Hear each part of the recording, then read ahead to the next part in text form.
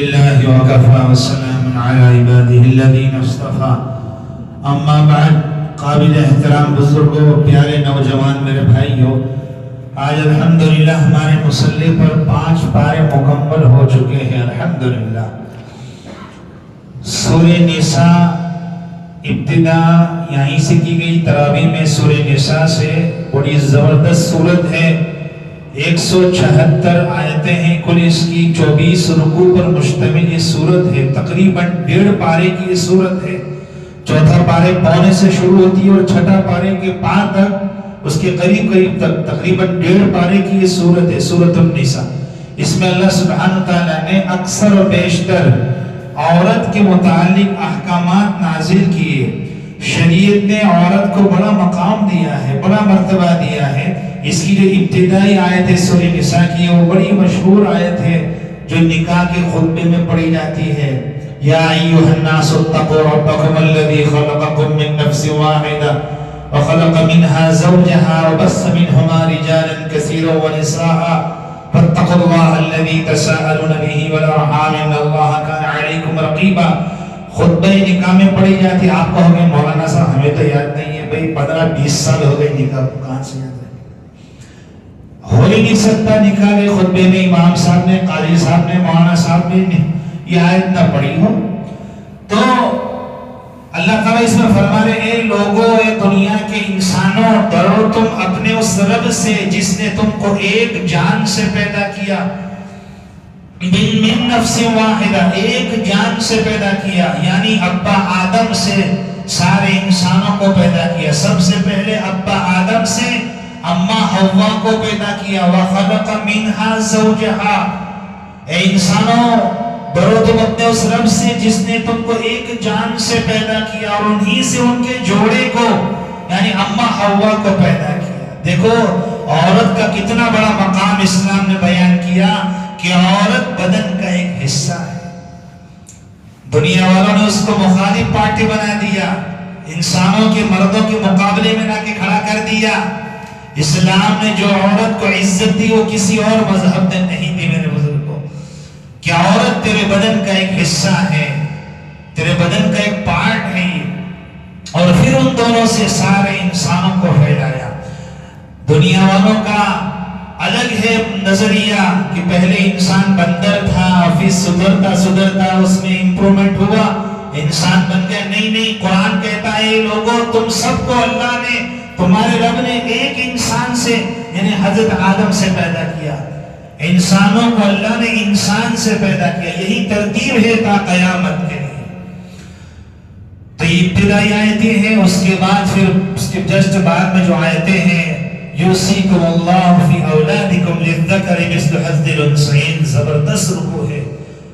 مارے وراثت، انتقال کے بعد، باپ کے انتقال کے بعد کتنا حصہ ملے گا، بیٹے کو کتنا، بیٹیوں کو کتنا ملے گا، وہ قرآن نے بیان کیا۔ اگر بیٹے ہیں بیٹے کو کتنا، بیٹیوں کو کتنا، بیٹا نہیں ہے 2 سے زیادہ بیٹیاں ہیں تو کتنا حصہ، اور ایک بیٹی ہے تو کتنا حصہ، یہ سارے حصے قرآن نے بیان کیے۔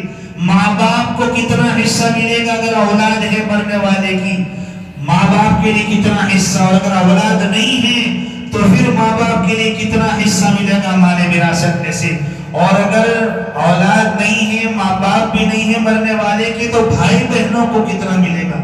یہ ساری ڈیٹیل قرآن نے بیان کی پورے رکوع میں۔ حالانکہ قرآن جزئیات کو بیان نہیں کرتا، سن لینا، قرآن تو کلیات کو بیان کرتا ہے۔ نماز پڑھو، اقیموا الصلاۃ، بس خلاص۔ کون سی نماز، کس وقت میں نماز، فرض واجب سنت کون سی ہے، قرآن اس کو بیان نہیں کرتا۔ وآتوا الزکاۃ، زکات دو، بس خلاص، کلی بیان کی۔ حج کرو، قرآن تو کلی کو بیان کرتا ہے، کلیات کو، لیکن مال وراثت، باپ کے انتقال کے بعد جو ترکہ ہے، اس کا امپورٹنٹ سمجھنا۔ قرآن نے سارے حصے بیان کیے، سارے حصوں کو بیان کیا۔ جتنا امپورٹنٹ قرآن نے دیا، آج ہم نے اس کو اتنا ہی بولو ڈس امپورٹ کر دیا، کہ باپ کی انتقال کے بعد وراثت تقسیم ہی نہیں ہوتی۔ ارے بولو، جو جس کے پاس ہے، جس کی لاٹھی اس کی بھینس، بیچاری بہنیں تو انتظار انتظار میں رہتی ہے ہمیں کب حصہ ملے گا باپ کی وراثت سے. اور بھائی ظالم سمجھتے ہیں کہ باپ نے بہن کی شادی کر دی, شادی میں جو کچھ دے دیا وہ خلاص اس کا حصہ ہو گیا, اب کچھ نہیں ملے گا. تو بیچاری بہن کیا کہتی, جا بھائی میں نے معاف کر دیا.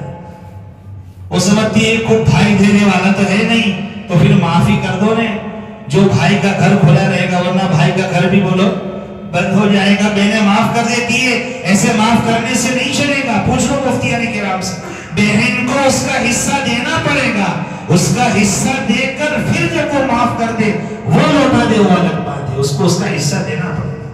میرے بزرگوں, معاشرے میں بڑی کوتاہیاں پائی جا رہی اس سلسلے میں. قرآن تک کہتا ہے یتیموں کا مال مت کھاؤ, اس کے بعد والی آیت ہے یتیموں کا مال ان کو دے دیا کرو. جو یتیم کا مال ظلمن کھاتا ہے وہ اپنے پیٹ میں جہنم کی آگ بھر رہا ہے. وَسَيَصْلَوْنَ سَعِيرًا, ان قریب وہ جہنم کی داغتی آگ میں ان کو پھینکا جائے گا جو یتیموں کا مال کھا لیتے ہیں ظلمن. میرے بزرگوں, بڑی عجیب و غریب آیتیں ہیں. اس کے بعد شرک کے متعلق کہا کہ اللہ شرک کو کبھی معاف نہیں کریں گے, اس کے علاوہ جس کو چاہیں گے اللہ معاف کر دیں گے. اور پھر زنا کی سزا بیان کی, اگر شہادت گواہ موجود ہو, گواہی مل جائے, اس کی کیا سزا ہے, یہ ساری تفصیلات بیان کی قرآن نے آج اس پوری سورہ نساء میں.